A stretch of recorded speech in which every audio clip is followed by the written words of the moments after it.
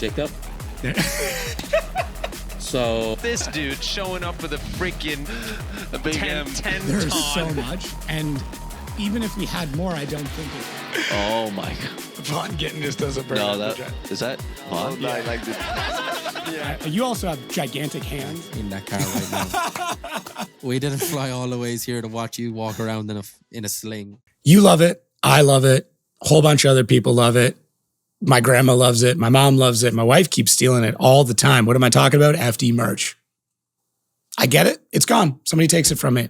It's like I never even owned it. Believe it or not, 20% of all the FD merch I own has vanished. Just like you saving 20%. It's like it's vanishing. 20% of the cost of your FD merch vanishing. All you got to do, use podcast 25 at checkout. It's like magic. Podcast 25 at checkout, save 20%. What's going on, everybody? Welcome back to the Outerzone, the official podcast of Formula Drift. Today we've got the Buchanan camp. You guys have like a team name? Like obviously it's like, is it the Buchanans, the Buchanan High? I don't know. What do you guys call yourselves? Like Staff? I'm a crew member for Cody Buchanan. Yep. Yep. I feel like you need a team name. 272 Motorsports is kind of what we go under, but Okay. that's mostly when we went into from Pro-Am to PROSPEC, you kind of needed a team name. So that was like, oh crap, I got to figure something out, and then randomly put something in the FD registration. All right. Works. And now it's on our shirts. It is. I mean, it's everywhere. Yep. Looks good. Let's do some intros. Who do we got? Obviously, we know who you are. So that's my easy. name is Cody. I am allegedly the PROSPEC champion. Allegedly. So this is Tyler. We call him TP, not for like any bathroom references. His name is just Tyler Peterson, so TP. He is a crew member and tire changer, all that stuff. And then we have Ethan, who is my spotter, and he yells at me all the time. This is true. I can't confirm. I've been up there. Saw it. He lost about 20 pounds yesterday, I think, pacing. Yeah. You put in a lot of steps yesterday, dude. We all I did. wish I would have had a counter. Yeah. Your phone didn't pick it up, or it just No. like stopped counting over 1 million. You were doing circles back and forth. Like everyone was kind of over by the TV, and then you jump on the radio and be over on the other side, and then walk all the way back. And We have a crew guy that has thrown up at every round, and then when I was up there, I was like, I think I understand why he does this now. Yep. really, Yeah, we got a guy that... is it a ritual or? He just gets sick. He's just got sensitive stomach. Okay. Yep. I didn't know if it was like a stress thing or something. No. Well, he has kidney failure, actually. Oh, okay. Oh. And then when he eats bad food, it really puts it off. But when he doesn't puke, we do bad. So Oh, okay. I don't know. So did you throw up a lot this round then? Yep. Okay. Real bad. Okay, Yeah. so that's it. That's the key. Yeah. That poor guy. But this time, at least this time, he did it at the B&B. Okay. He didn't do it at the track, because that's usually when it happens. Okay. So, What a crazy ritual. Yeah. yeah, it's a little different, but this whole team's a little different. So, Yeah. it fits. Yeah. How you got now that it's kind of maybe set in? You've done the thing. We did the thing and it Did the hasn't set in. It still hasn't set in. I think I need a solid night's sleep before Okay. it really... I told these guys, I was like, in a week, I'm just going to be showering in the morning and it's going to hit me. And then Ethan was like, you're just going to drop down and start bawling and your girlfriend's going to run to the bathroom. Are you okay? Are you okay? Yeah. Yeah. I can see that. I can see that happening. Yeah, What- we had the crying conversation last night at like 11 o'clock. He You guys bawled. cry yet? Yeah, I did. Yeah. I will fully admit. I lost it once He we- would have bawled if you weren't filming him. Oh, really? I panicked when I saw the phone in my face. I was like, don't do it. Don't I'm do sorry, it. dude. You could have cried. I mean, I wouldn't have cared. No, it's good. It's people don't realize how much goes into it. Like, people are taking time off work. You're away from your families. Sure, each of you have a story about what you're missing this weekend to be here. Like, people forget because it's just easy to turn on the TV and like, oh, it's PROSPEC, right? But either way, it's still an entire year of your life that you're dedicating to this thing, even if it only is 4 weekends on paper. Yeah, and I mean, realistically, I think with it being PROSPEC, I think it's almost harder. Yeah. Because, I mean, you've got like your RTRs and like your Papadakis Racing and stuff like that. Like, they have guys that are like salaried to Full-time. go do this stuff. Where it's like all the PROSPEC guys, and even in the pro with the smaller teams, like you got to take time off work. You're sacrificing money and time and everything like that just to come out here and do this. So it's a lot. What's the day jobs? So I am a automotive service writer for a small little independent shop in Brainerd, Minnesota called To the Grid Motorsports. Cool. So it started by my best friend 3 years ago. And once he grew big enough, we kind of had it planned out that I was going to come in and kind of like do the front end stuff. And it's worked perfectly right now. We expanded to a 40,000 foot shop. We're going to charge you an invoice for that shout out. Yep. Okay, cool. That's fine. Yeah. It's on him. I don't pay the bills. I just give them to him so he can sign them. Oh, what about you? What's the day to day? Freeloader. Yeah, Yep. Nothing. nothing. Damn, dude, that's pretty sick. Yeah. I'm jealous. As of St. Louis. Oh, Yeah. okay. All right. It wasn't like a lifetime freeloader thing. No. No. You have to share some of those winnings. We're coming into next month. We're gonna try to start a drop ship part company. Me and Oh, Cody. cool. So we're gonna try to push that really hard, and that's kind of what I did before this. So Okay. we're just gonna try to push that. Yeah. What about you, Cody? What's the day to day? I have a hair on my microphone. So FD is honestly my full priority. Okay. We do carbon Kevlar panels. Yep. So I sell a lot of carbon Kevlar. I do a lot of customer cars. So like Micah from the Sea Boys, Yep. we built his drift car. Oh, Yeah, so okay. that was us. Yeah, so it's kind of just pinching pennies everywhere we go. And luckily, FD for us isn't insanely expensive. Yeah. I don't want to say what we spend, but to give you a reference for when you had this exact podcast with Tommy last year and he told you what he spent, we're about a third to a half of what he is. Yeah, I mean, you're not showing up in a giant rig or driving all the way from Canada either. So that so helps. it's a lot of Sam's Club lunches, Yeah. Wendy's 4 for 4s, and pinching my pennies. But we're not rich by any means. But this is kind of going into PROSPEC. Like a couple years ago, I used to work for a hot tub company, and Okay. I was a hot tub repairman, and I actually got fired the day before my birthday. Damn. But we had won our license that year, so I was like, if we're gonna do it, I'm gonna do it now, and I'm gonna if I get a full-time job, I'm not going because Yeah. there's just no way, no time. So it's one of those you're just kind of making money wherever you can with what you've got. Absolutely. Yeah. Ethan said it best last night. He's like, I'll sell a toaster if I have to. Yeah. Like, do whatever That's we right. got to do. Yep. Yeah. No, that's what it takes. And I think to try and have a full-time job with this is tough. Like, I mean, almost everybody on the grid, they're either self-employed or have a job that's incredibly lenient or a job like, real estate or an investor or something like that where, they can kind of do the work from wherever, whenever they have the availability to. So that's the hard part is like just the time commitment's insane. Because when did you guys leave the house or like home base or the shop? So I left Sunday. So like we said last night, I drove last weekend at a competition, like a local comp. Yeah. And then that Saturday night, packed up the trailer, left Sunday morning. Wow. Yeah. Dang. And then just drove Straight here. here. Yeah. And that got you here, what, Monday or Tuesday? Yeah, I got here Monday night. So most of the time I'll sleep in the truck. Yeah. No like hotels or anything. And this event meant so much where I just got a hotel. So that was kind of nice. But yeah, we got here Monday, got a hotel, and then we checked into the B&B Tuesday. Do you think the hotel and Airbnb and like you mentioned like Sam's Club meals, but like that like having a good night's sleep, having a good meal, not skimping as much on those things just to make sure that you're in a good headspace. Do you feel like that makes a difference? 100%. Our first year, so this is our third year. Yeah. Our first year of PROSPEC, we were pinching every penny we possibly could. I mean, we would still get like decent Airbnbs and stuff, but we pinched every penny. There'd be guys on the couch, guys on the floor kind of stuff. Yeah. And then last year, I just kind of had a mentality, and it's probably really bad, but it was when we're at the event, whatever happens, here's my credit card, here's the debit card, pay for it, buy whatever we got to, let's get good meals. Like, yeah. I'll figure it out when I get back to town. And it's worked really well for us. It's better headspace, definitely. Well, I'm sure for you guys too, it's a little bit easier, like, that bubble gut or whatever going on. You can focus on what you have to do and not have to worry about like, ooh, like, can we get away without this part? Like, I know the budget's tight. Like, maybe we'll find a way to like maybe half fix it or, something like that. And then the car ends up breaking because of a half-ass repair. Yeah.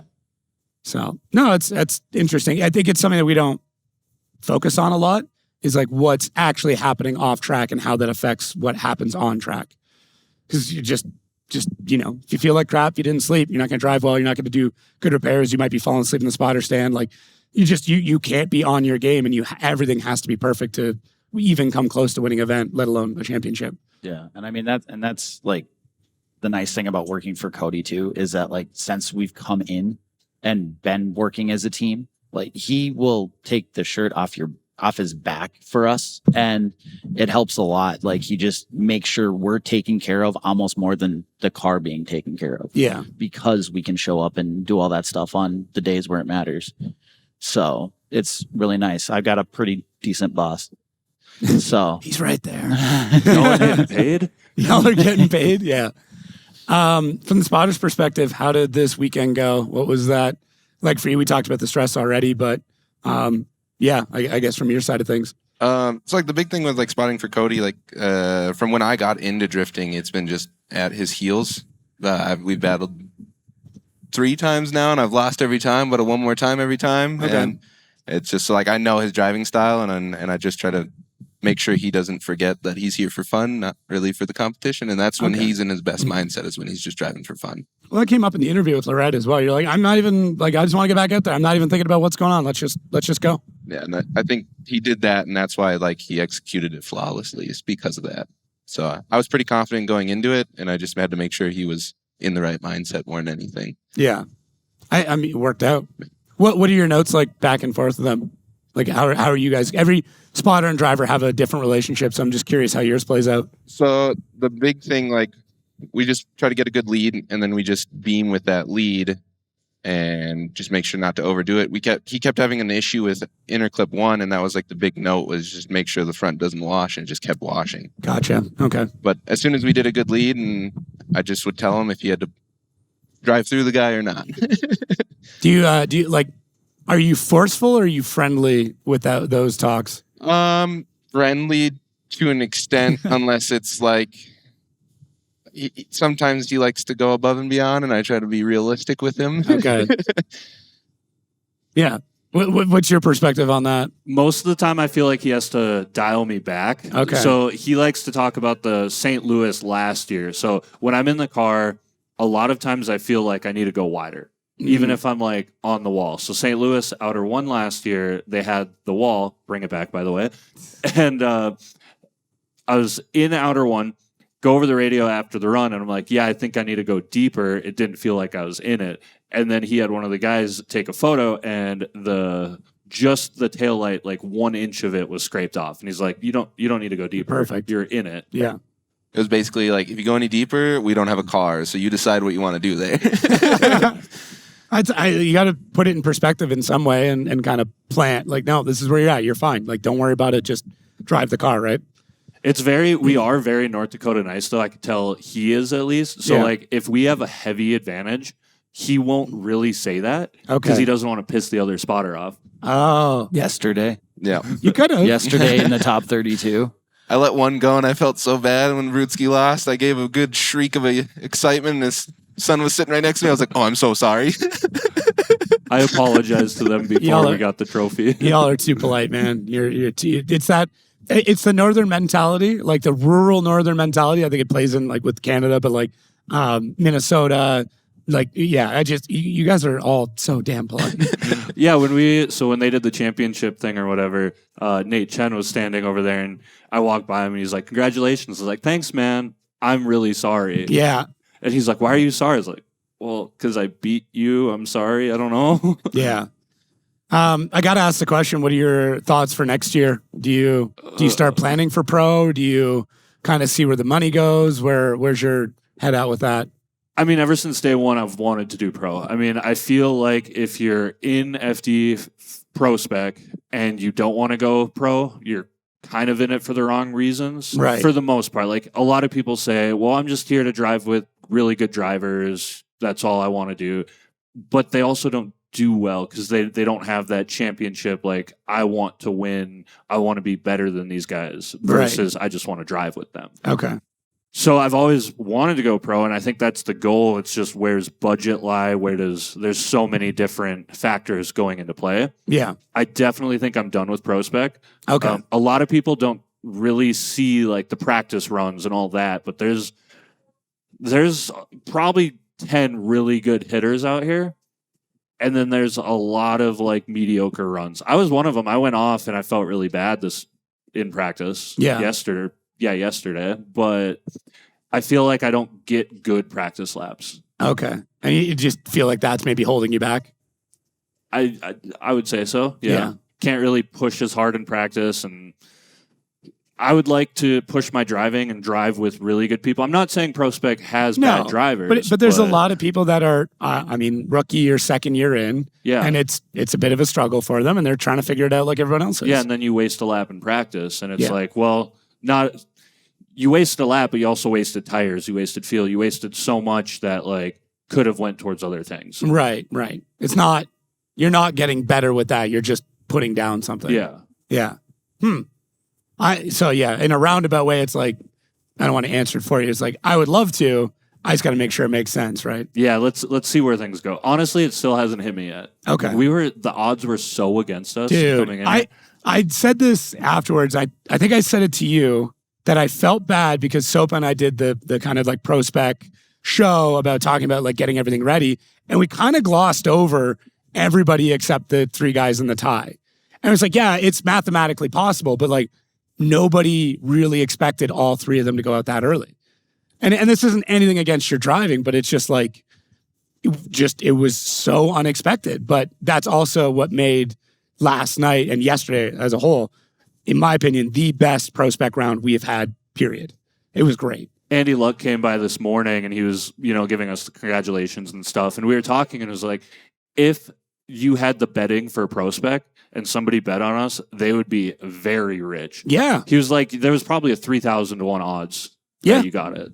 Yeah. It was nuts. Even Talaska, it came down to that. Did you feel any pressure on that? You looked super nervous in that one. I can tell you didn't want to make eye contact to anybody. You're doing laps and you can go first. Yeah. Like what's that conversation like in the headphones on that? Do you just go like, just drive, just don't worry about did you even tell them, or were you even aware that it came down to that battle? Couldn't. So at the beginning, before that battle, there was no communication as far as championship and like how everything was panning out. But before that battle, I said, like, him and Talaska have a really good relationship. So I said, you're just partying with a friend, but I just want you to know that we're on the box in both positions. You determine the position. That's a cool line. Like, I like that. So, and then he did what he needed to do. When Talaska hit him, I didn't realize why he hit him. And so in that moment, I was like, you have an advantage, but you also know how he drives, so just drive hard. Yeah. So.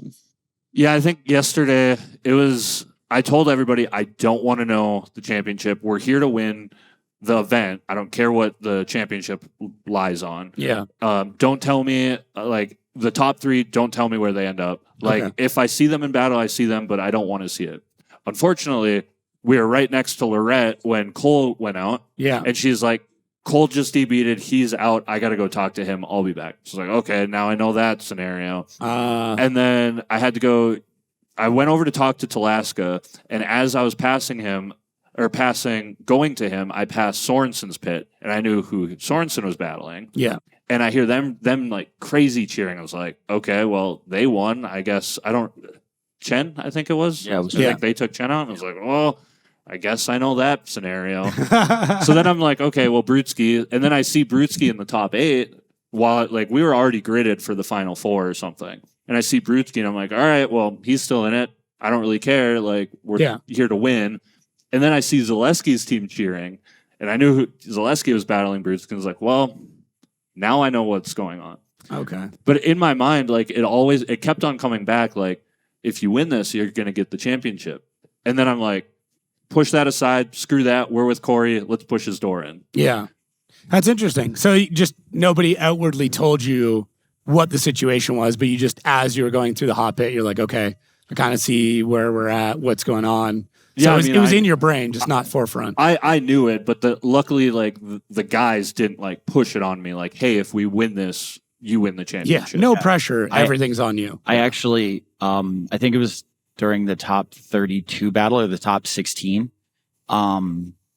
Like Chen won it was top 16 and Chen won the battle. And I made a comment on it as we're getting the car prepped for our battle. I was like, oh, did Chen win? And like, he turns to me and goes, I don't care. Yeah. And I'm like, crap. And it was like in my mind a lot.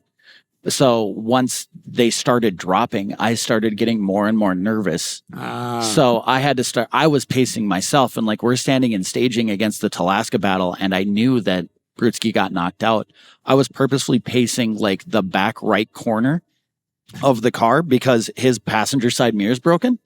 Shout out And Jersey Storm for that. Oh, really? Yeah. Damn. And so I knew the only way he could see me pacing is if I was on the driver's side. So I was like purposefully like avoiding it. That was probably the hardest part of yesterday, was trying to make sure my nervousness wasn't coming out to Cody so he could drive his best. That's funny. What a weird little side story there to like, that's it. It was luck. I'll tell you that. Like all yesterday, luck. Started off, and I'll let TP talk about the first part when we were getting ice. Oh, yeah. So we were at the gas station. We were getting ice for the supercharger and everything like that. And we have this gigantic cooler, and I pulled it out of the bed of the truck. And he has this like gigantic mega deck of Uno cards. Okay. Just sprawled across the bed of the truck. Yeah. So I slid it out. And as I slid the cooler out, one of the Uno cards fell. And I bent down and picked it up and I flipped it over, and it was the wild card. Oh, no way. And I'm like, well, with everything going on today, I feel like I should just hold on to this one. And I put it in my back pocket. And once we finally clinched it, I finally walked up to Cody and I was like, hey, man, just so you're aware, I've been carrying this all day just for this purpose. That's cool. You have to frame that or something. Yeah, I signed it last night for him. Yeah, he signed it for me last night. So that was luck number one. Top 16, which was crazy. So I didn't even think about it last night on the podium show. In the burnout pit, going into top 16, the front end felt really weird, but we were having power steering issues. So I was like, screw it, put it to the back of my mind, not worth a 5 minute. Did the lead, and I had a little bit of weird, like not understeer, but kind of understeer in the inner clip one. Thought it was just power steering issues, whatever. Went to the chase lap, and turns out my tie rod was pulling out of the steering rack. Oh, okay. So when I followed Jimenez off track, that's why I had to get towed off, because the whole tie rod came out of the steering rack. Oh, damn. And when I went over and talked to Nick's crew, they're like, yeah, when you entered, we saw the whole wheel flippy floppy. It was like, oh, it probably was pulling out there. And then we started to think back, and it was, oh, if he didn't go off and I didn't hit him and follow him off, that tie rod probably was coming out before the end of the lap, and we would have lost it. That's wild. All been gone right there. There is so much inherent luck in this sport that, like, just because you can't quantify it, you can't, like, there's no stat for luck, there's no, slider for the character stats or anything like that, but it is. And every win, at some point, something happened, you're like, oh man, we got lucky on that one. Whether it's a part not failing or failing at the right time or whatever, it does. It happens. It happens a lot, and we just don't hear as much about it. Yeah, that's like in our track walk. I like to talk to drivers on the track walk. Just have fun with it. And Gucci was like right with us in the track walk, and I look at him. I was like, "Well, you've won here before. What's the secret?" And he just goes, "Man, I got so lucky." He did get lucky that weekend. He got very lucky that weekend, but he also deserved it. Yeah. And his car stayed running. Someone told me luck is preparedness meets opportunity.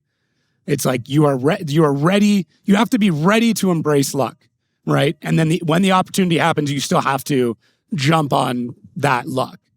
Because 100%. There are opportunities that happen that people aren't ready for, and then it just doesn't work out. So, yeah, I mean, it worked out for you for sure. We did the thing. You did the thing.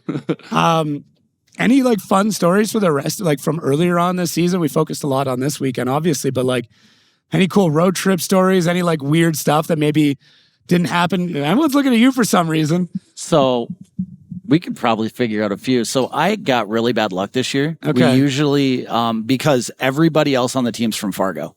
Okay. I'm from Minnesota, Right. so I'm about 2.5 hours away from Fargo.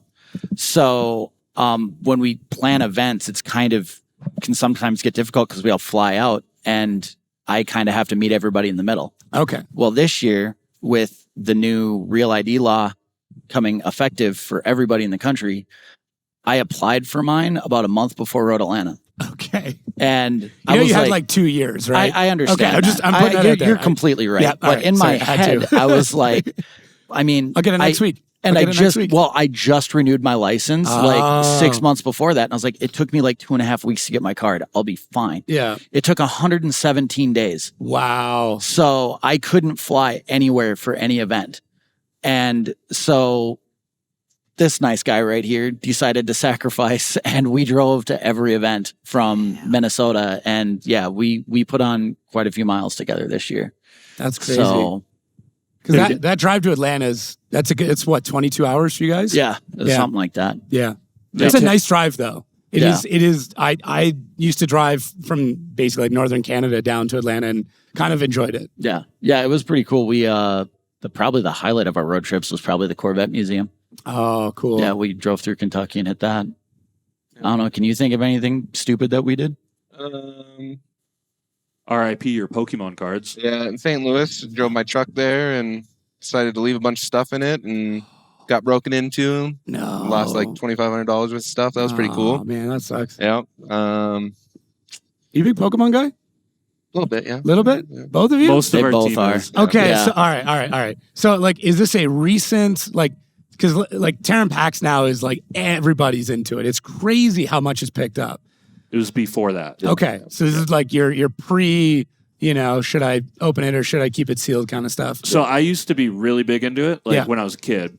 And then when Pokemon came out, the 151 like rebrand, Yeah. I was like, damn, this is like the time to get back in it. Because like Okay. that was when I got into it, was the 151 like original. Yeah. And then ever since then, it was like, I've got my Game Boy out now, and every night before I go to bed, I'll be playing. What are you playing? Right now, it is Ruby. Oh, okay. Yeah. So that's third gen? I believe so. Yeah. Sorry, I'm not a massive Pokemon fan. My son's gotten back into it. My brother was really big into it. So I go Steam Deck. All my flights, that's usually what I'm doing is playing Steam Deck. But dude, that's actually lost cards though. Anything like particular? Sorry to like rub salt in the wound here, but like, is there like one card where you're like, There was a card that I bought from Cody like the 2 weeks before, and I was like really amped on it. It was like a team up card that was pretty cool. oh, okay, yeah, And then when we got back, I was like going through everything because it was still, I have an app that tracks everything. And from the time it got stolen to the time that I noticed, like, oh, I lost that one, it went up $250. Oh. Yeah. So So it that was was, a graded 10 Yeah. card. oh, Yeah. do you go PSA for all your grading? yep. Okay, gotcha. Oh. There's another company that's doing a lot right now with Like that. CGC and Yeah, there's a and few they do different- like a full big report on it and everything else, like a little more detailed than the PSA, I'm told the CGC is better because it's like more in depth. more in depth, but the PSA is the one you want if you're gonna sell. Yeah, PSA is like the globally recognized where, yeah. But you can PSA is like, it's so weird because you can get like a 7 and then you break it open and you send it back in and you'll get like a 9. Like it's always like very hit and miss with what you're gonna get. Where the CGC, supposedly it's what you get is what you get, and they like scan it into a computer. Yeah, and they'll show you all the blemishes and exactly Yeah. why. Yeah. Sorry, my dad's like a big hockey card guy, Okay. and he's got like he's retired now, but he jokes like his retirement is in hockey cards, and I'm like, well, maybe that'll be my retirement one day when I inherit that, but he's got a pretty extensive There's collection. so much money in it. It's wild. You should talk to Andy Luck about it. We If you did. Okay. There's All right. something he's got in the cooker that I don't want to talk about. Oh, all right. You might know. I'll chat I know with you some stuff. after I know some things. Yeah. But Andy's got some good connections. He found out my daughter's like really big into Demon Slayer and is working on a bobblehead or a Funko signature for me. Yeah, we're big anime fans Yep. in the. Oh yeah, what are you guys watching right now? What's or what have you watched recently? I don't know if you knew this, but I've got like 3 or 4 anime tattoos. So, Sick. yeah. So right now I finally started it because I forgot that it came back on. I got into anime from Bleach. Okay. So I've been big into the thousand year Blood War. Yeah. So I just started the final arc, I think, last week. Okay. But other than that, like was it Demons? No, I'm gonna butcher this name. Go for it. Jujutsu Kaisen. Yep. That one hooked me right away. So Yeah. I've been watching that a lot. Nice. I just started rewatching Hunter x Hunter. Oh damn. Yeah. Okay. What about you? I'm not really big, like these guys are like really big into it, but there was, what is it? Nana, I think. Okay. Yeah, I've been watching I'm that. familiar with that one. If you get a chance, Reese is a big anime guy. Him and I will like basically every round we'll be like, okay, what are you watching? What are you on right now? He watches a lot. I still haven't seen the Ghost, MF Ghost. Oh, MF Ghost? Yeah. Yeah. It's man, I've seen a few episodes. I never finished it. Really? There's a lot that I'll do like 5 or 6 episodes, and if it doesn't hook me, then I'm kind of out. But yeah, I just finished Demon Slayer because the movie's coming out. My daughter's really into it. Solo leveling. It's way more mainstream. I want to start watching that one. I've heard great things about solo leveling. Oh, it's incredible. Yeah, and then Evangelion, Neon Genesis Evangelion's an older one. You gotta get that one. Jared actually really likes that one too. There's a lot of anime fans in FD, man. Yeah, I actually I don't know if I still have it saved because I rebuilt my computer, but last year, 2 years ago, back when we used to sim on Aceto all the time. That's actually how I met him. Oh, okay. And I told him that I was an anime fan. He's like, open up a tab on your computer of like Word or something. And he gave me a list of like 40 anime that I had to watch. Damn. I started with old school because I grew up on like Inuyasha, Death Note, like all those. So it's like, you have to start with these. I don't care what you say. Yeah. Yeah. You do need to go through the classics. And what's funny is like, there's classics well before that too, right? Like early Gundam. I tried rewatching it. I don't want to say it doesn't hold up because someone's going to get real mad at me, but it was a little bit more of a slog than I thought it was going to be. Okay. Although like Dragon Ball, I'll go back and rewatch Dragon Ball, Dragon Ball Z, GT, Super. Yep. Like what about Naruto? Were you never got into Naruto? Yeah. Naruto. Naruto. I know it's not Naruto. It's the pronunciations. I don't know. I just never got into it. I don't know why. Same thing. Like One Piece. I think I watched like one season. Yeah, but isn't like One Piece kind of like I tried it? Yeah, but I loved it. My fear with it was like I started it 2 years ago. Oh, and I'm still be watching it. To catch up. I'd be like, I'll never watch another anime again because I'm still trying to catch up on One Piece. Yeah, it's tough. Bleach isn't much better though. It's not, but I started early. Okay. I think I started in like the second or third arc in Bleach. So I've been watching Bleach since I was in like high school, and I'm 36 years old. So it's been a while. Yeah. So oldest guy on the team. Yeah, I'm the grandpa. At 36, you're the grandpa. I mean, you get a couple grays in there. Yeah, looks good. I didn't before. Yeah, this guy. Yeah, but, funny how that works. No, but if we're gonna talk about anime and we're at FD, I'm down. Initial D, anybody? Hot take. Never got into it. What? Bruh. Never got into Initial D. Bruh. I know. Oh man, that's I didn't come from that generation. You got to remember, like I got hooked on drifting through FD. It wasn't like option DVDs. It wasn't. It wasn't FD Japan. It wasn't D1. Like I got into drifting because of FD. So, and I don't know, maybe it's a pride thing that I never finished Initial D and I can just use as a statement, but I probably should finish it. Yeah. That's what like when I got into drifting, like it was Initial D. Okay. So, but again, I'm old. So Network A for me. Yeah. Okay. Network A was huge. Yeah. Like watching like old Turk videos and stuff like that. All the Turk videos were Game awesome. of Drift. Yep. Fresh Tracks. I don't know if you remember that one. It was like Forsberg's. We're actually going to try building a copy of Turk's right-hand drive. Or not right-hand drive, but the dual. The car. dual? Yeah. That's sweet. We're going to build. So ISR actually sent us a bunch of stuff to LS Swap a 240. Okay. And way back in the day, I bought a right-hand drive kit for a 240 for $100. Like everything, dash everything. Damn. So we're going to right-hand drive, keep the pedals on the left-hand side, LS swap it, and build a dual driver car. That's sweet. I love that. This episode's really good. I'm just going to remind you, use podcast 25, podcast 25 at checkout when you get FD merch. Save yourself 20%. That's it. Now back. Do you think that is like what we're missing in drifting right now is like that? Like maybe we just don't see it. Maybe those people are doing stuff like that there's like kids doing those crazy videos that we're just missing right now. But like, I feel like there's a void in drifting right now for that type of content. I think a lot of people, so like you still have like the LZs, you have all those. They're astronomical. They're way higher. I think a lot of the people that are doing all the crazy stuff don't even care about filming. They're just doing it to be crazy and just following their own. Okay. Yeah. Yeah, I think there's definitely a rift forming in drifting. Like at least in our scene. Competitive drifting over the past 5 years has just taken off. Yeah. And it's huge. But there's still like those grassroots guys that want to just get into, a clapped out 240 with a K in it and just go drive with their friends. I would argue that almost anybody in competitive drifting also wants to do that though. Yes.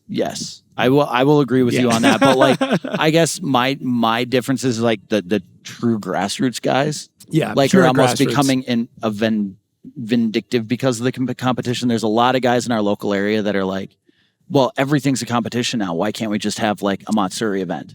I do agree with that to some point. Yeah. My concern is that with the decline in grassroots events of just pure grassroots banging doors events, we will lose that audience that we need to have competition. 100%. Right? Because it is almost very, very few drivers were like, I started driving and I was competing in the same year. That does happen. Yeah. But most drivers, it's like, oh no, I was a grassroots driver. I did Mitsuris. I did whatever, all these bash events. I did it for 4 years and wanted something more. I'm just concerned if we don't have enough grassroots events, we won't have a big enough pool of people to feed into competition. I think you see that with this driving style in general too. Like the people who go straight into competition, they're like, first year out, I want to compete, do all this. Yeah. Now they're just focused on rule books and like how to drive to win and stuff. And there's like very little style where, I mean, I'm not going to stroke myself too much. Like us, like we're big flick guys. Like I love the Monji, like this initiation setup was great for you. like then. flick it hard. But there's a lot of people, and we were talking about it earlier or yesterday. Half the field probably never even flicked. They've all handbrake dragged and just like, man. Like, so I think the style like definitely gets a little bit lower when you take grassroots out of it, because you have to have that bash. You have to have like people throwing down at Minami and like all of that stuff.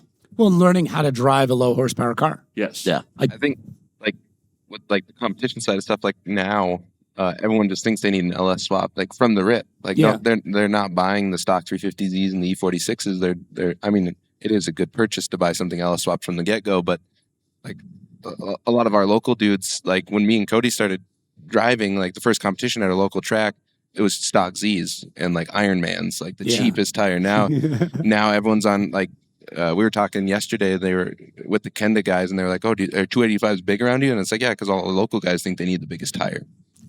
Yeah. So there's a plus, there's a good and bad with this, right? Without what we're doing here, I would not be able to go buy 255 Kendas for like whatever, 125, 130 bucks, right? That's what I run on a G35. Is that too big of a tire? Probably. I probably should be running 235s or even smaller. But it's like, economically, it makes the most sense to go with the 255, even if I'm running 40 PSI, because they produce a ton of them. I can get them anywhere, right? Like, that's just what I end up going with.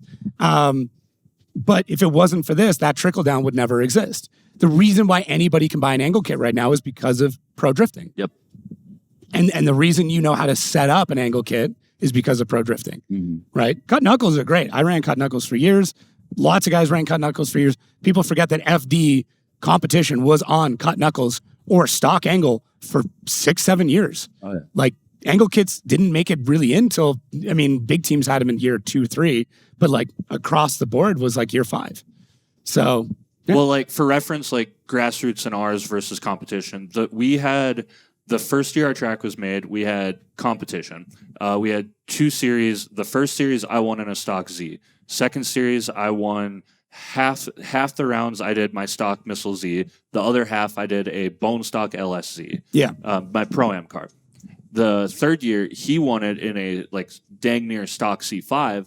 The following year after that, some dude had a full PROSPEC car with 285 GT radials. Yeah. And then he won the championship that way. So like that just kind of goes to show like now it's let's build crazy cars. And y'all are making me feel personally attacked here. Why? Because they tell me that all the time because I have a stock C right now. Yeah, it's great. And I'm like, I want LS. And they go, no, you don't. Drift low power. And I'm like, I want WiseFab. No, you don't. I'm on PBM lowers right now. And they're like, you don't want that yet. Keep driving on it. I always argue, build the car and then drive it until the car holds you back. Then upgrade it. Mm-hmm. That is my opinion. I think that it's slower. It takes longer. But to me, that also builds longevity in the sport because you're not blowing a ton of money. You're not getting a bad taste in your mouth.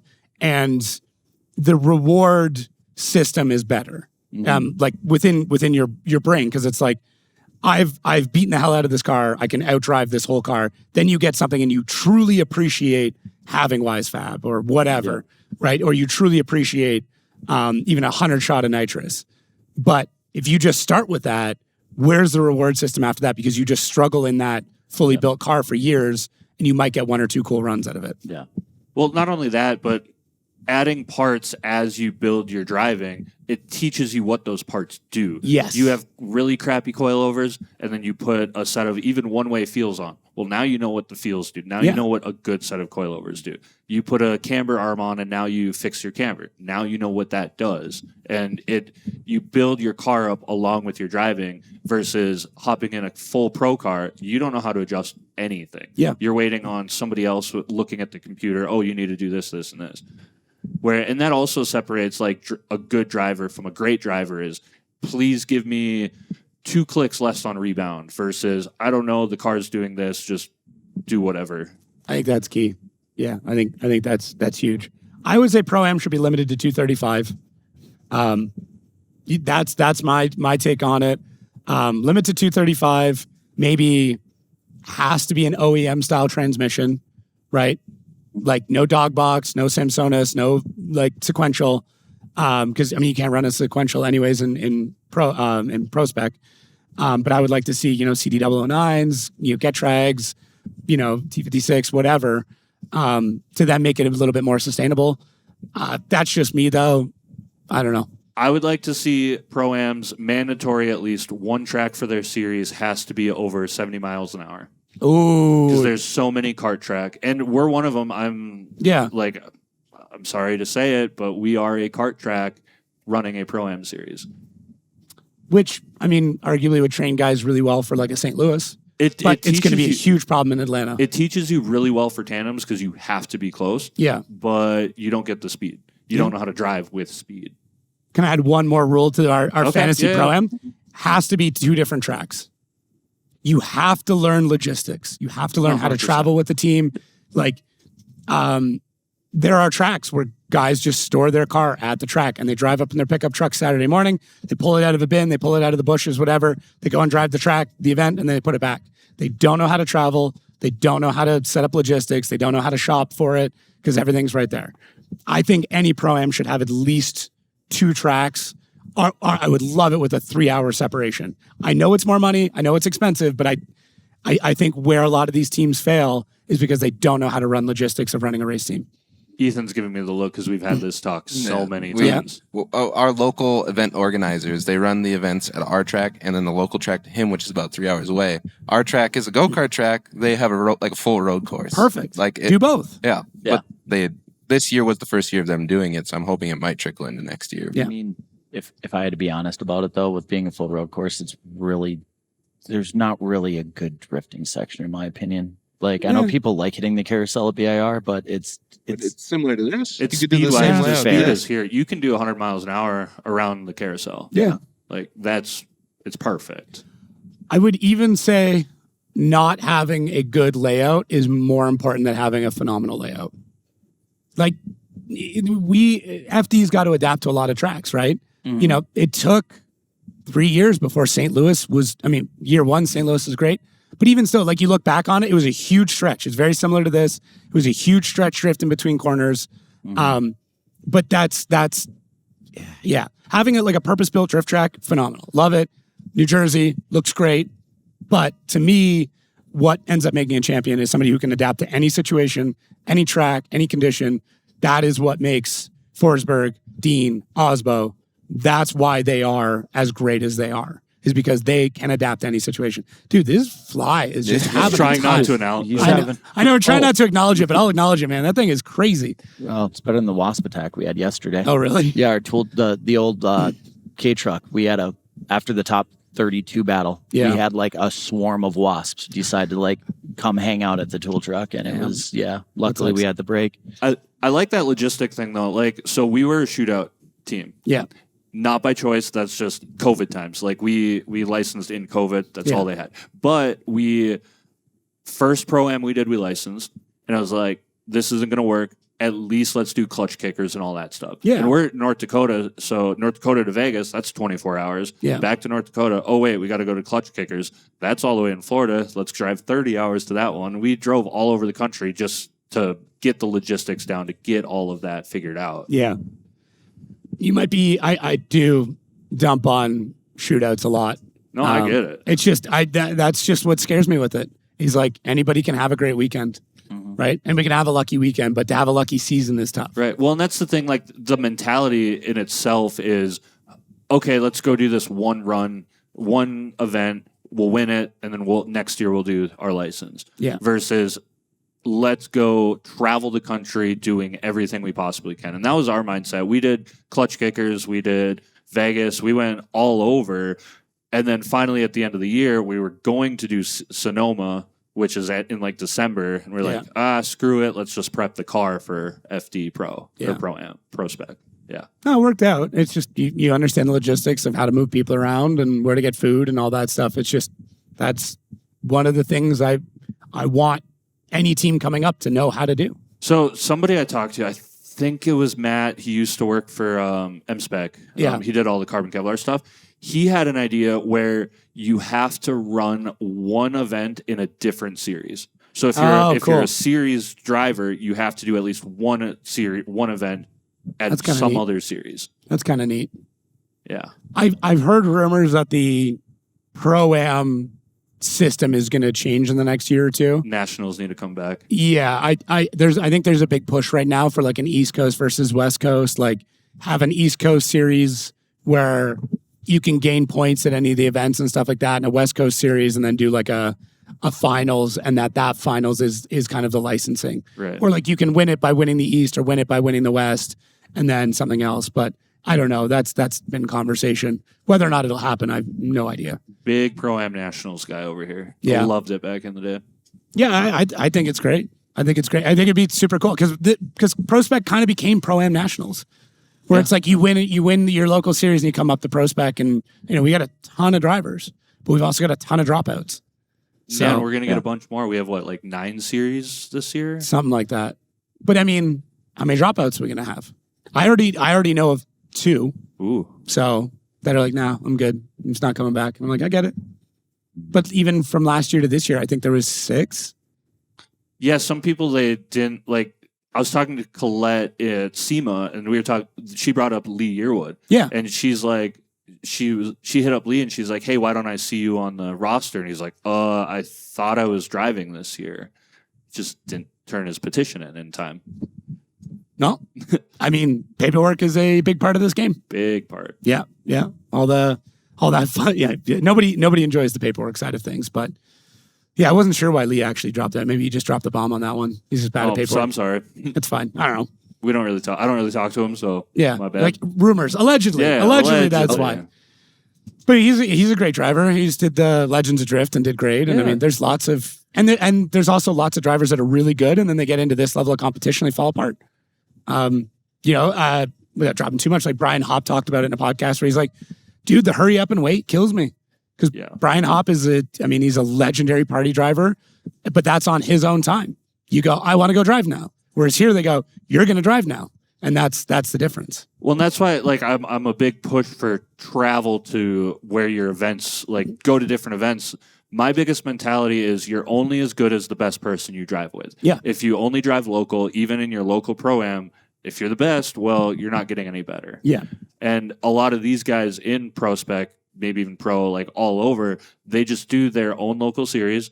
They win their license. They don't go drive with everybody else. And then their skill kind of... Yeah. It only gets that good. Yeah. This also, to me, this is a point I made a little while ago, is why it's important for you to continue to drive your local series and local competition. Because if you don't, that pool is now gotten worse because the best driver has left. Oh, I was so pissed last year. So last year was our first year of Pro-Am, and my missile car, Stock Z, but it passes FD rulebook. I wanted to show up and just throw down at the Pro-Am in my Stock Z. Should have. They didn't. They put it in the rulebook. Pro drivers can't drive in it. PROSPEC drivers. I don't agree with that at all. And then they changed it after this year, or after last year. I think that's silly.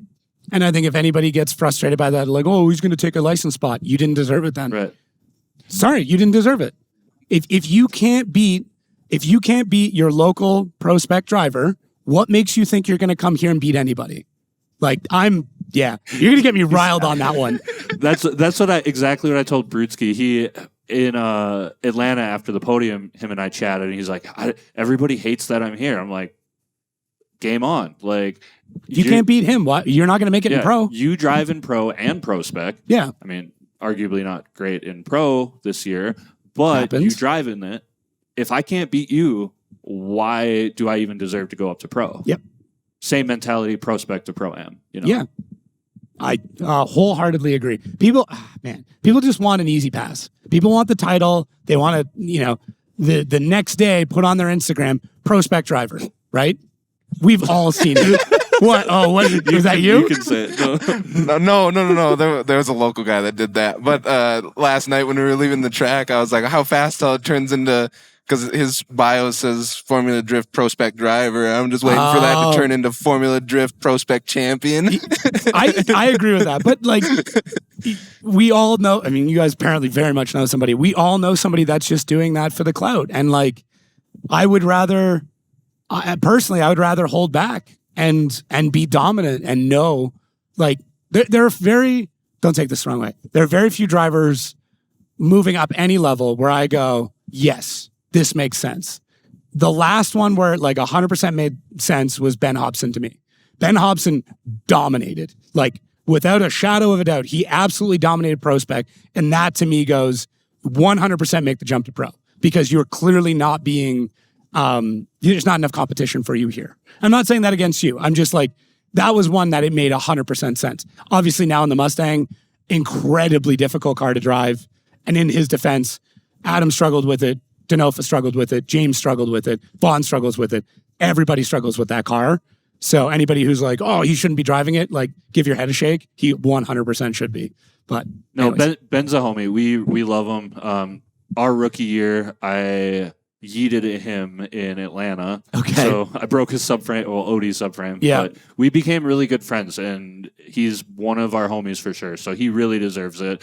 The way I kind of look at PROSPEC is it's like school. It's wait till you graduate, and we graduated early. So we're third year, junior year, we graduated. Yeah. But like PROSPEC is there to teach you everything about driving pro, whether it's the driving, the logistics, the meetings, the pit setup. Don't piss off Andy Luck. Everything. Don't piss off Andy Luck. Big one. Big one. And I feel like it's just a school. It's to teach you how to do things. And if you graduate, you graduate. If you've super senior or whatever, I mean, it is what it is. We know some of those people, but yeah, I agree.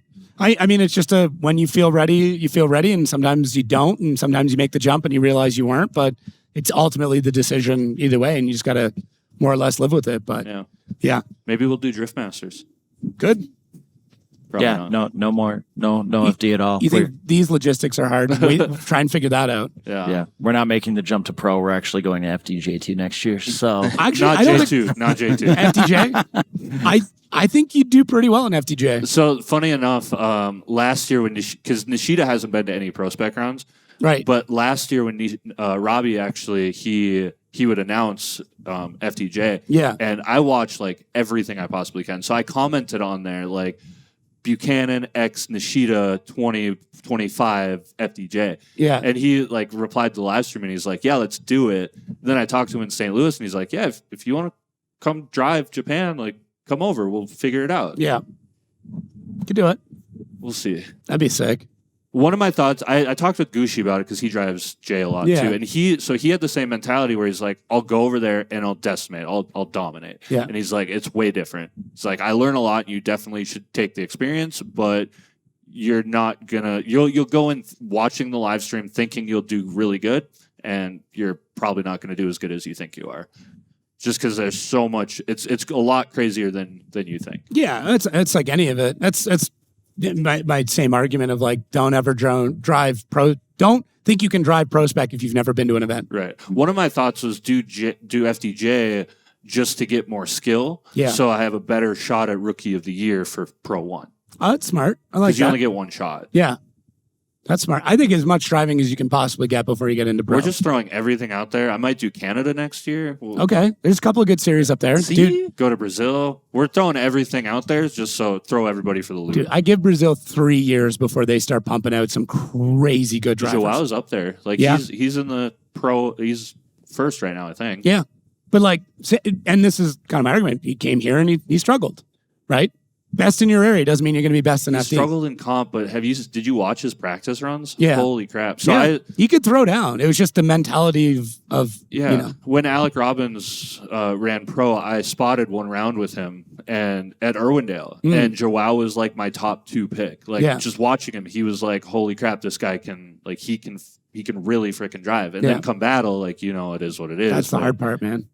Everybody can win practice, but it's like, can you do that in competition when they say it's go time? Well, and that just goes to show, like, everybody's a ripper out here. Even Federico, like, watching Dude, he looked him. great in practice. He's a killer. I know. It's tough. It's so tough. I think the hardest part is that hurry up and wait. Yeah. Like, be perfect and be perfect now, exactly when we tell you. Or, okay, come to the line. Oh, we got a commercial break. Like, I can't imagine how difficult that is. So the funny thing enough, like, I spotted for him last year, he did Pro-Am. Yeah. And he would want me to sing to him before battles. Really? What? Okay. Tell him the song choices. "Wanna Be" by Spice Girls. Okay. "Paula the Koala." I don't know that one. It's a children's song. All right. Sing a little bit of it. Give us a little. No. If you're curious, look it up. If you wanted to do Spice Girls, you should have had me on Snapchat on the way out here. There was something you said about like coming to a PROSPEC round if you want to do PROSPEC, like, and that's like what he's saying. I did the first because they do double headers. Yeah. I did round 1 and round 2, and I got 4th round 1, and I got 2nd round 2, and I was 2nd in points going into round 3 and 4. And doing last year was my first full season doing it. I was like, no, I don't want to drive round 3 and 4. I'm like, good. Wow. Like I just bowed out and sold the car. Even I was just like, and I was just like, I'm just gonna do this. It's weird. Like when you see the mentality of somebody who's going to be a champion, and it's for me at least, it was very quick when I went, oh, I'm not like that. Like I wanted to drive competition drifting until I worked for Riley Sexsmith, and I realized there's something in his head that I will never have. There is a level of competition. There is something in his brain to be able to push through all the bullshit and just drive at the highest ability that is not inherently in me. Could I learn it? Maybe. But I knew after watching in-car footage of him drive that I would never be that good. Yeah. And it had nothing to, like, I could learn the same set of skills.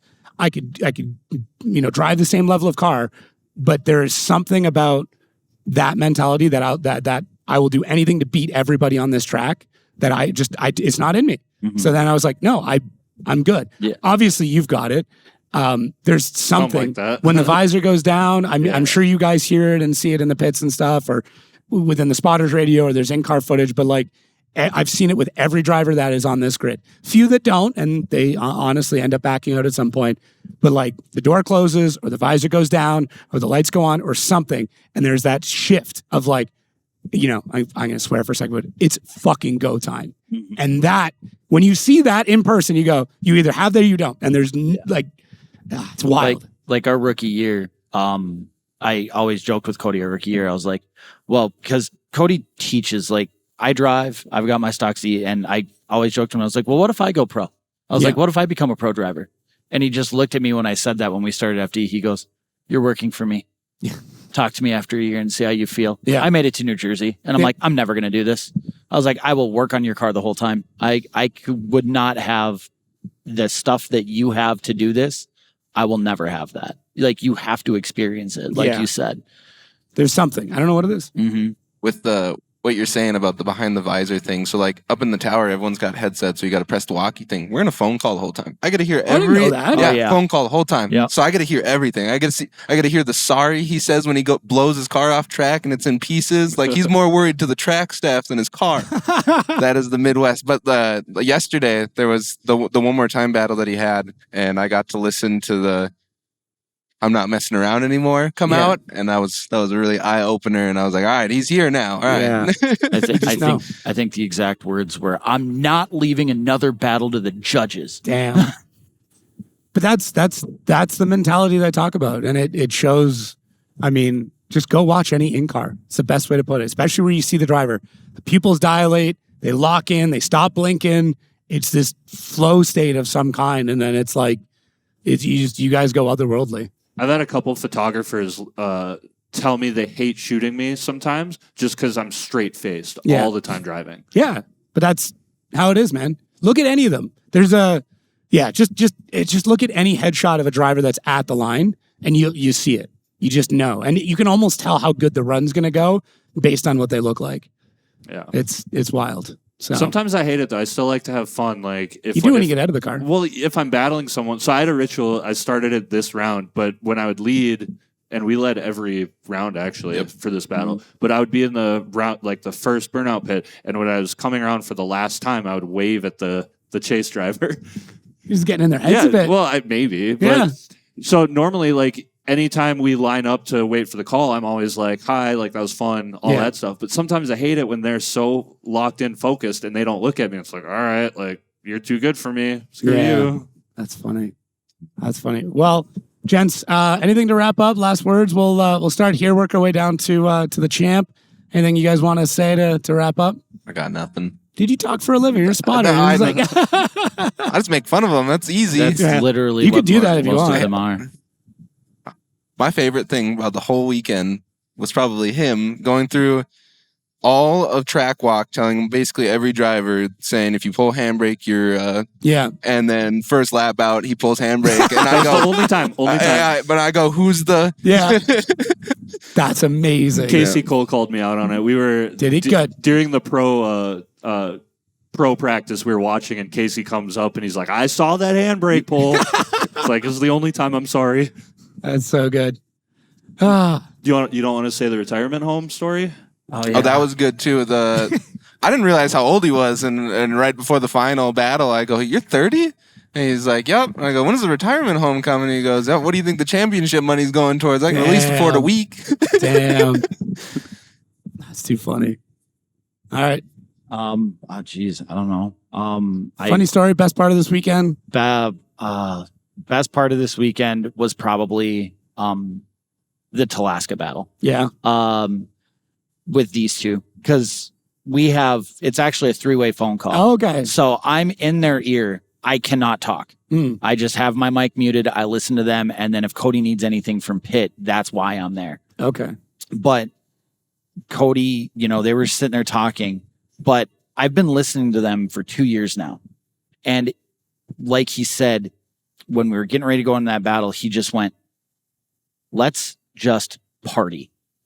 And he's never said that before. And it actually really reverberated into the way he drove that car. It was just watching him battle Talaska just felt different after saying that. That was cool. I'm just glad I took him out. It was so in Atlanta, we did that thing with Daily Driven, and they were projecting me and Corey or something, like who's our rival, and I'd beaten him 3 out of 3 times thus far. But I said 4, just because I didn't even think about it. I was like 4, and so he beat us in Atlanta. So then it was 3-1.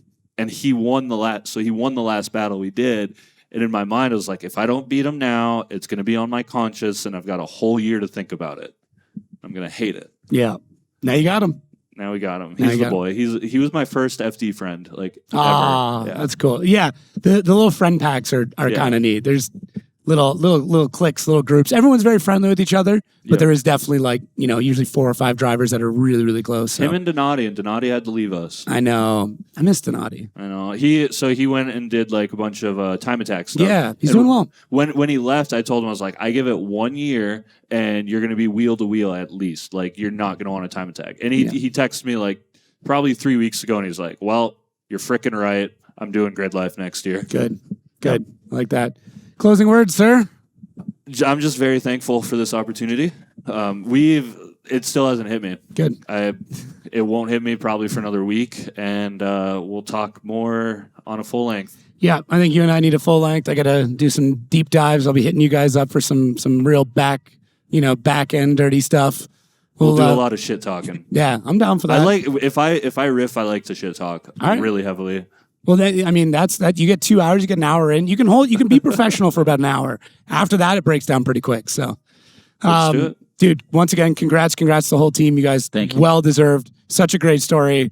I really do love the way yesterday went, because you had no idea what was going to happen next, and that made for such a good show. From a marketing perspective, what did you think of my Ricky Bobby? It was good. It was good, dude. All of it. You became a legend with that. I don't know what to do with my hands. I don't know what's going on. It's good. It's really good, and it's memorable. And I think that's the biggest thing is people are going to remember you. And that's biggest part of this game. We're just having fun with it, honestly. You did the thing. Did the thing. You did the That's thing. Well, for everybody listening and watching at home, thank you so much. Please go check out the team, check out all that stuff. Grab some merch. And we'll wait for the full-length episode and make sure to follow all the social media. Just that way you get the announcement for when he goes to FDJ Ooh. or Brazil or wherever. Or Canada. Yeah. Or Mexico. Oman, Middle East. IDC. IDC, yeah. There's tons. There's so many big series. So, all I'm right. going to quit and do grid life. I don't know. There you go. All right. Thanks again, guys. And we'll catch everybody on the next episode. Perfect. Thank you.